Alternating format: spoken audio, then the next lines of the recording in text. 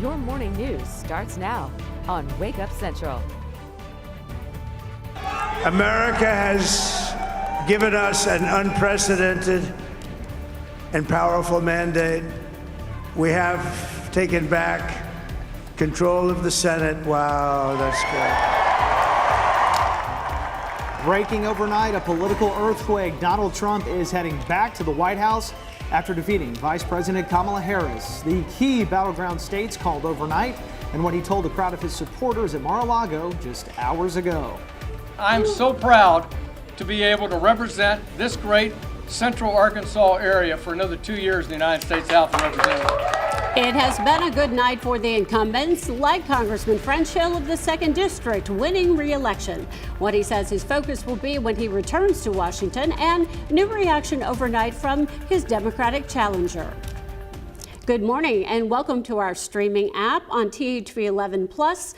We welcome you here. I'm Karen Fuller, of course, with Hayden Balgavy. Good to see you guys on THV11 Plus this morning. Now, this morning, the United States seems to be making a hard right turn after re-electing Donald Trump as president. Early this morning, the Associated Press officially declaring Trump the winner of the presidential race. The AP calling the key battleground states of North Carolina, Georgia, Pennsylvania last night. And then this morning, he took Wisconsin. That pushed him over the threshold of the 270 electoral college votes needed. Now, prior to that, when the results looked all but decided, the former president took to the stage with some of his family and friends celebrating the win before a big crowd of supporters.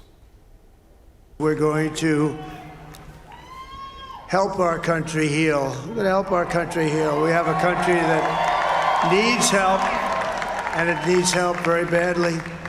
We're going to fix our borders. We're going to fix everything about our country. And we made history for a reason tonight, and the reason is going to be just that. We overcame obstacles that nobody thought possible, and it is now clear that we've achieved the most incredible political thing. Look what happened. Is this crazy? Now, this morning, we are expecting to hear from Vice President Kamala Harris. She has not addressed the public since the AP declared Trump the winner. Issue 2 here at home is decided. Voters approving the polarizing casino amendment. And new overnight, opponents of Issue 2 are reacting to a tough and expensive defeat. Journey Taylor joins us with the final count and one interesting result, and that's how people in Pope County actually voted on this issue. Journey? Yeah, good morning, Karen and Hayden. The numbers are in, and according to the Associated Press, around 56% voted for the measure, while 44% voted against it statewide. And that is the talker this morning. The issue was actually voted against in Pope County, where building was already underway for that final casino. Now, as a refresher, an against vote meant voters were not in favor of changing the state constitution. The Pope County casino gaming license would remain, and voting by citizens of the county where it said future casinos could be would not be required. Opposers of the amendment included Pope County Judge Ben Cross, who argued the measure is an out-of-state ploy to repeal the casino measure passed in 2018, and that in reality, the citizens of Pope County made their stance clear. The other side wanted a local vote, and the local vote was had tonight, and it said Pope County residents wanted this resort to come here. Now, Cross also released this statement saying, in part, while 74 other counties once again decided an issue for us, it is interesting to note those closest to the issue are neighboring counties likewise defeated Issue 2. The fact Issue 2 was defeated in Pope County does provide affirmation that all the hard work that Legends Resort and Casino devoted to investing in our region was validated in this election. End quote. Now, at this time, no word from Cherokee Nation Entertainment on what now. Technically, the casino cannot be built, although they were in the middle of the building process, clearing the land where Legends Casino and Resort would have been placed. We will, of course, continue to follow this closely as the voters have made their choice clear. I'm Journey Taylor for Wake Up Central. Journey, thank you so much. I've still been getting text messages this morning trying to clear up everything on Issue 2. So now that license is now out of the Constitution. It is gone. And so if they want to in the future, they can hold a special election in Pope County to try and get it back locally. So just to clear that up. Yes, it was hard to comprehend the ballot. The title was fine. It was just a little bit confusing on what the for or against was about. So thank you, Journey. And one much less contested issue on the ballot at least was issue number 1. And take a look. You can see here are the results of, that's the casino vote. But issue 1 was a very easy one, passing by, I believe, above 90%. It was very popular in the state. In fact, it was one of the bipartisan issues that actually did well amongst Democrats and Republicans. They overwhelmingly passed issue 1. I think it was about a 90% majority that took advantage of that. So issue 1 passing clearly. Issue 2 also passing. And again, issue 3 ended up not counting because it did not have enough signatures determined by the Secretary of State. On the ballot anyway, because they were printed. Now, in the most watched race in Little Rock, voters in the capital city rejecting a sales tax increase that would have funded general operations and city improvements. Here are the results for the Rock proposal, split between 2 taxes. First, results of the 3/8 of a cent tax that would have been permanent to fund general operations. Question 2 was a 5/8 of a cent tax meant for improvements to public safety, infrastructure, parks and recreation, and the Port of Little Rock. It would have expired in 10 years' time.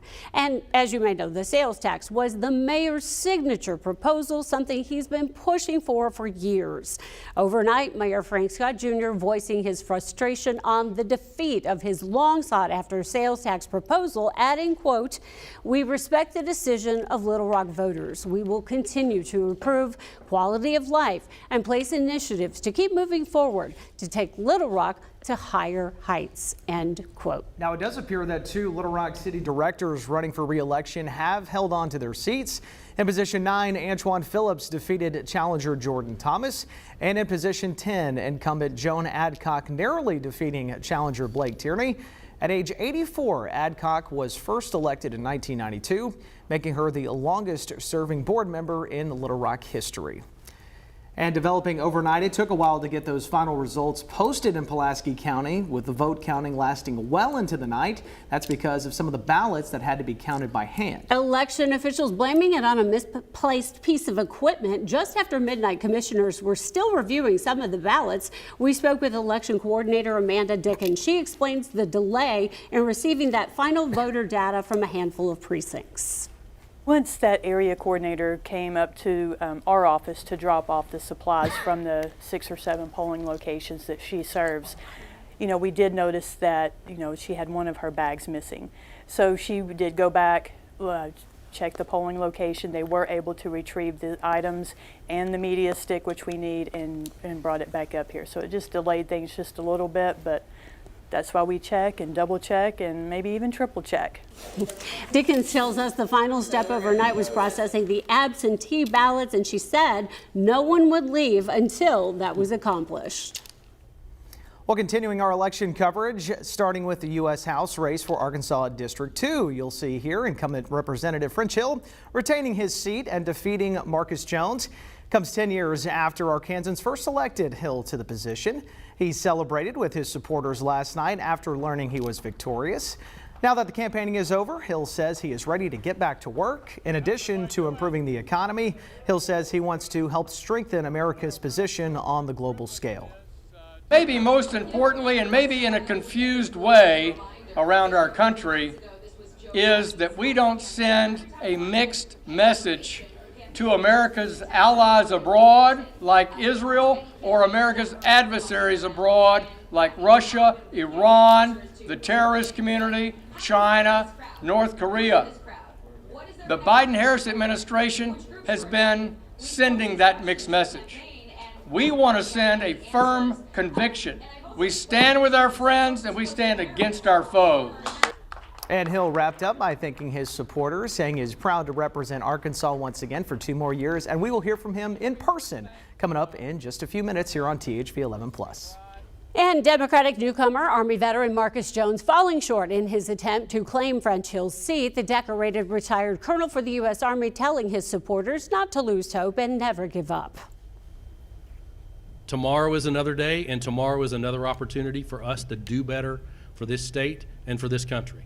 And we may not have won today, but what I've got to ask you to do is come back again and vote again. Vote again. Vote like your daughter's life depends on it. Because in Arkansas, it does. Vote like we've got to end draconian laws. Vote for progress. Jones thanking his family, voters, and fellow Democrats on the ticket for their support. So Representative Hill will be joined once again in D.C. by all of his congressional colleagues from Arkansas, the three other incumbents winning re-election. In District 1, covering much of the eastern half of the state, where Republican Congressman Rick Crawford easily defeated Democrat Rodney Govins. In District 3, Congressman Steve Womack wins an 8th term in Congress representing Northwest Arkansas. And in the large 4th Congressional District, voters sending back Republican Bruce Westerman to Capitol Hill, the representative easily defeating Democrat Reese Howard. New this morning, we are learning the next Chief Justice of the Arkansas Supreme Court. We can confirm Justice Karen Baker is officially declared the winner over Justice Rhonda Wood. It's a historic moment for the state. Baker becomes the first woman elected Chief Justice in Arkansas history. The Chief Justice carries some major responsibilities, making critical decisions on which cases the court will hear, and its rulings impact almost all levels of the Arkansas judicial system. The Chief Justice also oversees a $50 million budget and manages more than 400 employees at the administrative offices of the state Supreme Court. And with Baker moving to the Chief Justice seat, it means Governor Sarah Huckabee Sanders will appoint someone to fill her newly vacant Supreme Court seat. Rhonda Wood, who lost the race, does remain in her current role as a U.S. Supreme Court, an Arkansas Supreme Court Justice.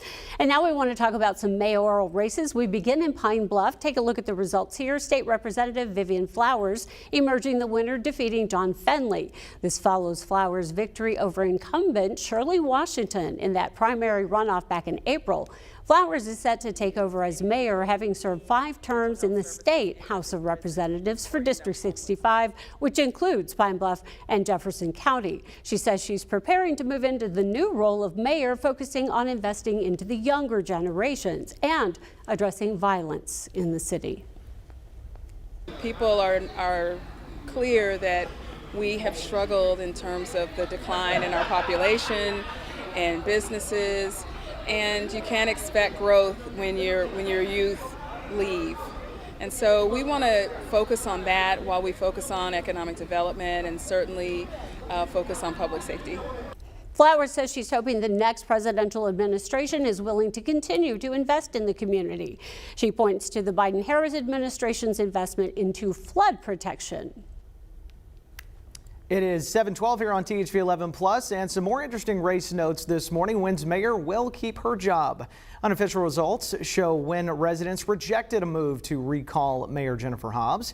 57% voting against recall to 43% for. Now, back in August, we told you more than 1,200 people signed a petition to get the recall effort before voters. This stems from a group of residents upset with how Mayor Hobbs responded to the city's needs after the deadly tornado in March of 2023 that devastated the city, including the high school. And another statewide election, the race for treasurer. Outgoing Secretary of State John Thurston securing the position.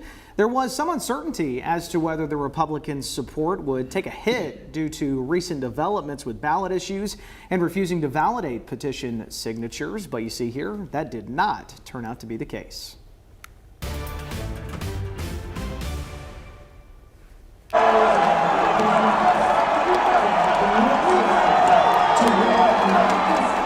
That is the sound of joy and jubilation as supporters of Donald Trump celebrate the former president now becoming president-elect once again. Cheers of USA erupting in the crowd gathered at Trump's Mar-a-Lago estate in South Florida as they watched Fox News declare the 2024 U.S. presidential election in favor of Donald Trump.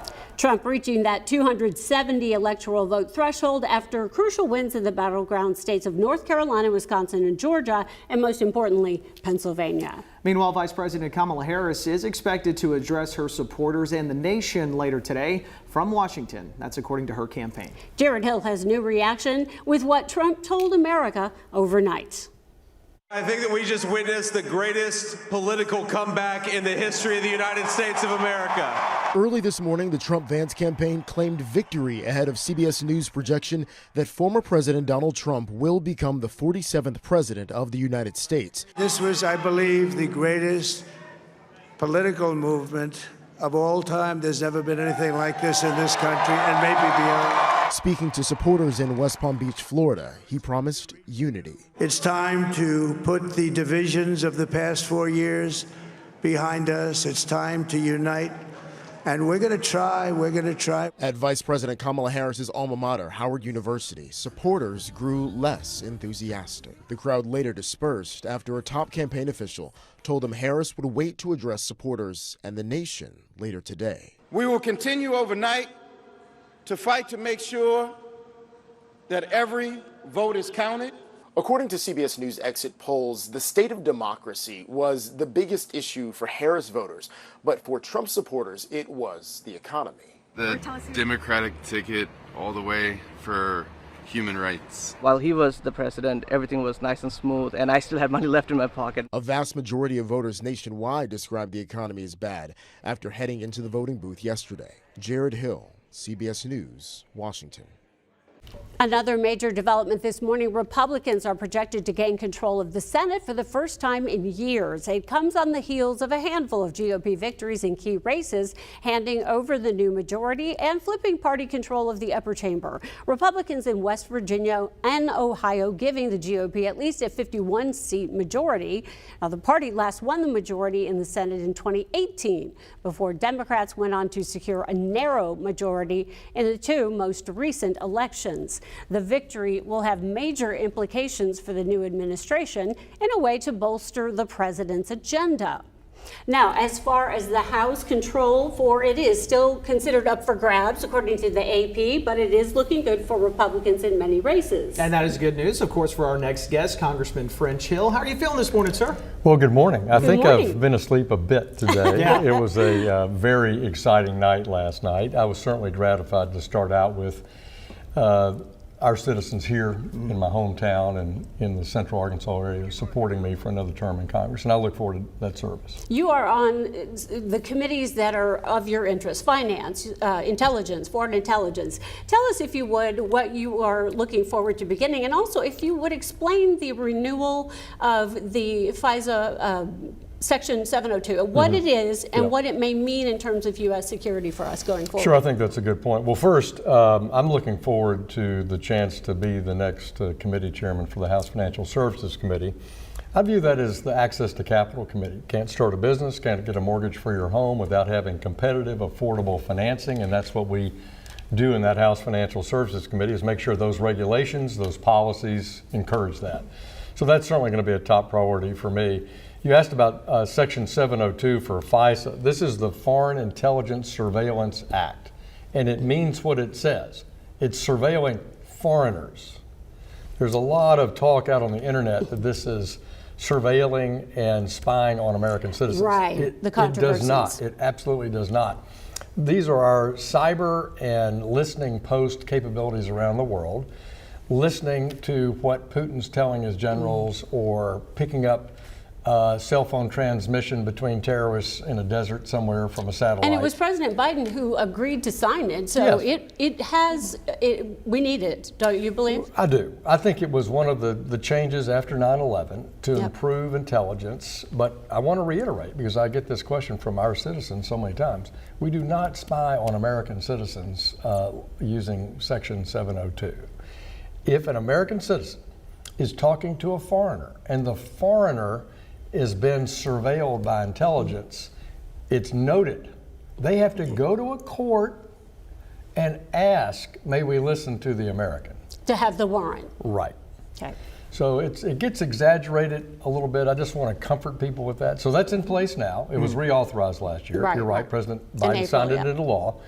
But it will come back up for reauthorization again in 2026. And part of the people who don't like Section 0702 think that, well, we'll put it in the hands of President Trump, we'll re-elect President Trump, and then he can deal with it.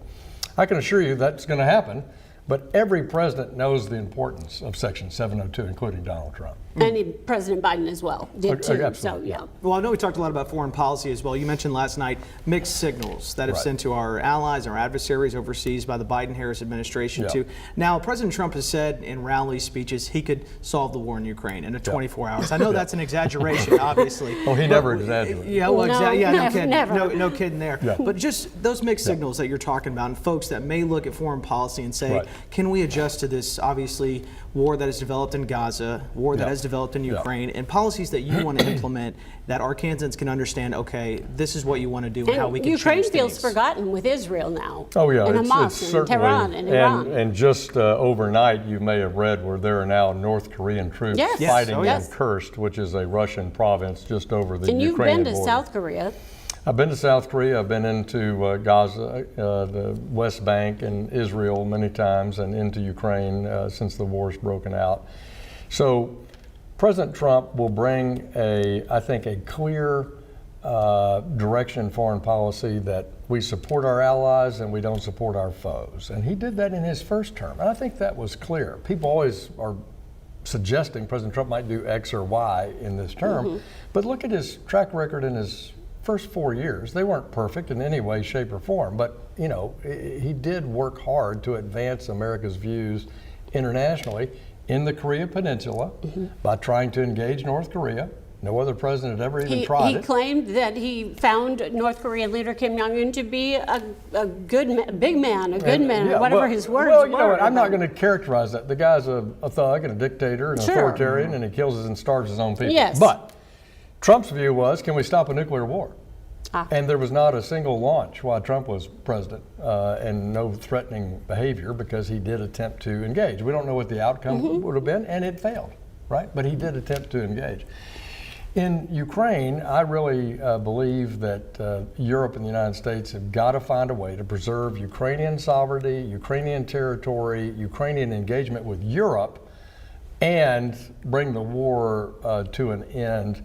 I don't think that's easy. It's not done overnight. But don't forget, it's Trump that armed the Ukrainians. Obama had given them MREs, meals ready to eat, and blankets when he was president. So let's be realistic about that. And then on Gaza, Middle East, I think Trump there has a more presidential advantage than anywhere. In what way? Because Trump initiated what's called the Abraham Accords when he was president, What is that? which was building bilateral peace treaties between Israel and Muslim countries. Okay.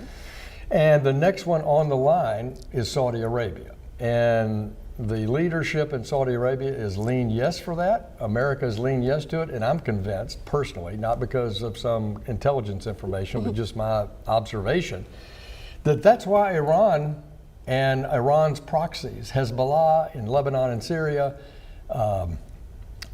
Hamas in Gaza, the Houthis down in Yemen, attacked to block Saudi Arabia from creating that alliance with Israel. So I think that gives an advantage to Trump there. And Trump is trusted, frankly, between both the Arab states and Israel as a leader. Netanyahu was one of the first to congratulate him. If not the first to congratulate him, too. Now, back here at home, too, you ran a lot of political ads, too, about border security. Right. Obviously, from last night, border security, the economy, two of the biggest factors, two of the biggest issues for American voters, Arkansans as well, too. Going forward, too, how do we make Arkansans feel a little bit safer if they're not feeling in that direction whatsoever? And also, we talked about the economy. I don't know how many people I saw interviewed yesterday. That's the #1 issue, the economy, the economy, the economy. This was James Carville in 1992, the economy stupid ad. Election. Again, absolutely. Bill Clinton advisor. Noted former Clinton advisor, now 80 years old, still Shoots tigers left and right, Oh, yeah. Married to a staunch Republican. Staunch Republican.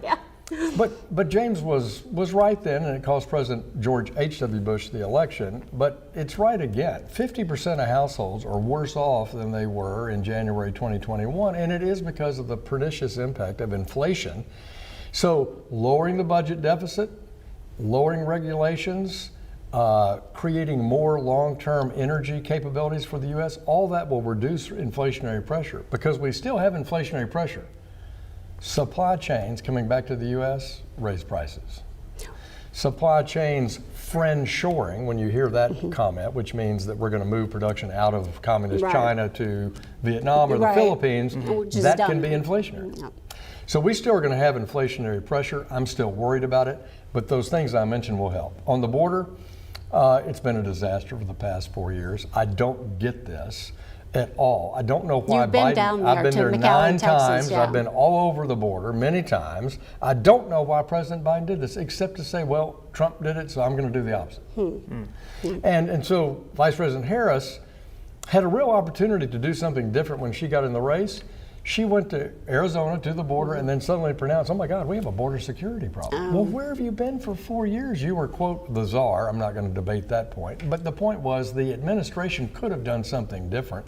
And they really drugged their feet and didn't, and made the situation terribly worse. Either way, it became an issue for Americans, like Hayden mentioned. One more question. Here in Arkansas, we've been lately talking about the lithium that is available in this Smackover formation. Could this potentially be an enormous job maker for Arkansas? When you have ExxonMobil coming in and Albemarle, businesses like that. Tell us what you think. Well, we've always had that deposit of lithium in South Arkansas. But it's expensive to strip mine lithium, which is the normal way you find lithium. But here, the ability to distill it from brine, which is a salty water that's a production in oil fields, both from production and a part of the subsurface. I think that's competitive. I think it's going to be very successful for Arkansas. I think it's another way to improve our GDP of the state, our economic growth of the state, and offer more economic opportunity to South Arkansas. So it's a good thing. Lithium goes into everything electronic, and our world is moving rapidly to that. Right. Hayden, final question. Well, I have to say 10 years. Can you believe it's been 10 years? I know it's another election night, and now going forward too. You've been in a Trump administration before. You've seen them.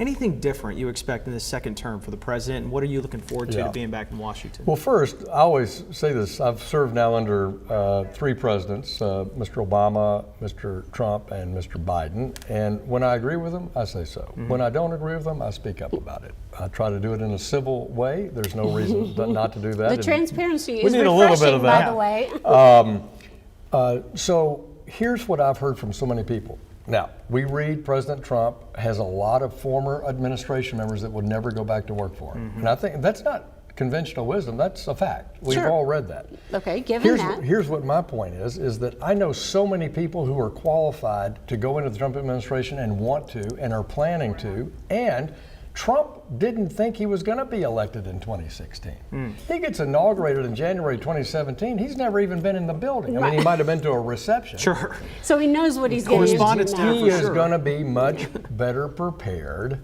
on the process, working with Congress, how to motivate a cabinet. And just a quick example, Homeland Security. It took him 4 years to try to find a path to securing the border. I apologize, Congressman, we're running, finish your point, please, but we are running out of time. He went through, I think, 3 cabinet secretaries at Homeland Security trying to find that leadership. I think those things will be better in this term, and I think he has some top people to select from. Well, one of the first things he said last night is we need to heal. I sure hope that's the case. Boy, I do too. We'll see. All right, folks, thank you so much for joining us on the THV11 Plus streaming app. We are going to weather now to get you your forecast. Meteorologist Tracy Bean standing by with what's happening here locally. A lot calmer today, Tracy, than yesterday. That's for sure.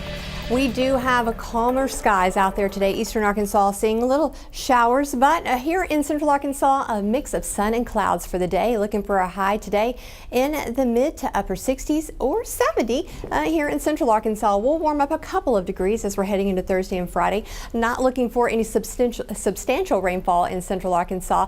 Looking across the state again, Central Arkansas looking good as we're heading east, though. We can see they do have those rain showers, and that's associated with the frontal boundary that passed through here yesterday. Southern Arkansas around DeWitt, Dumas seeing some heavier rain showers, but again, nothing severe at this point. But here's what we're looking at for the next few days. We are going to continue to see those above average temperatures, but overall not too bad for the next few days. Again, today a high of 70. We're going to have cool mornings again, just like today. 70s are going to stick around for the rest of the week, and then we're going to start to see some rain showers push into the forecast for Saturday and Sunday.